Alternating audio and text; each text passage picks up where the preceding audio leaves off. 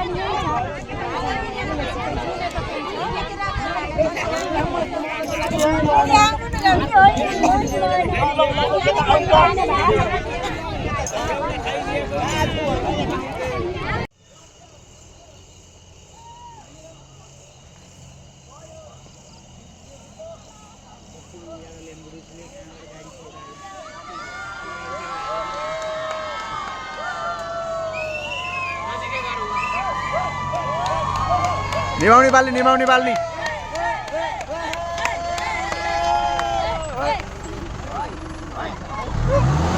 टोली कहाँ गयो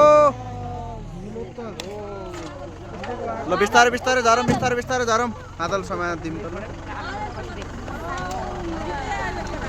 जबदाई छतको यात्रा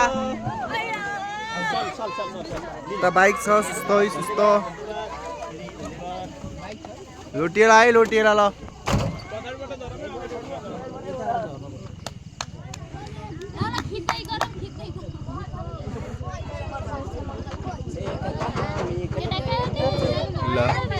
भित्र भगाएको सब ल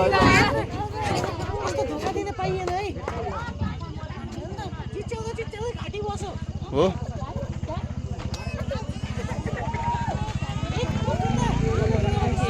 मोटु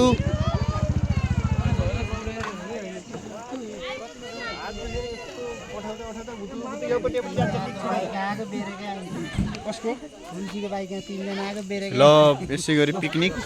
खतम भयो साँझ ल सबैजना आएर ल सबै सकियो ल पिकनिक तिहारको भैलो खेल्दा पिकनिक सकाएर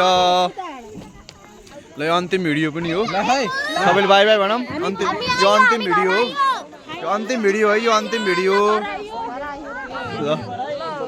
ल यो अन्तिम भिडियो छ दाइ हजुर ल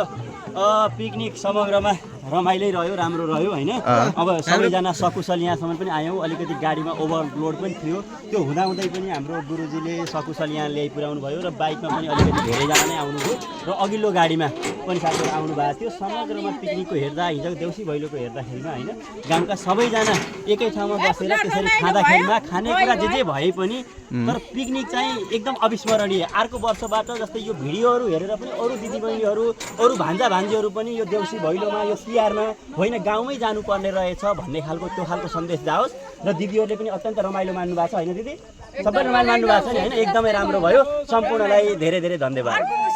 अर्को साल पनि यसरी भन्दै आजको कार्यक्रमलाई समापन गर्ने घोषणा गर्दछु ल कस्तो महसुस भएको छ हजुरलाई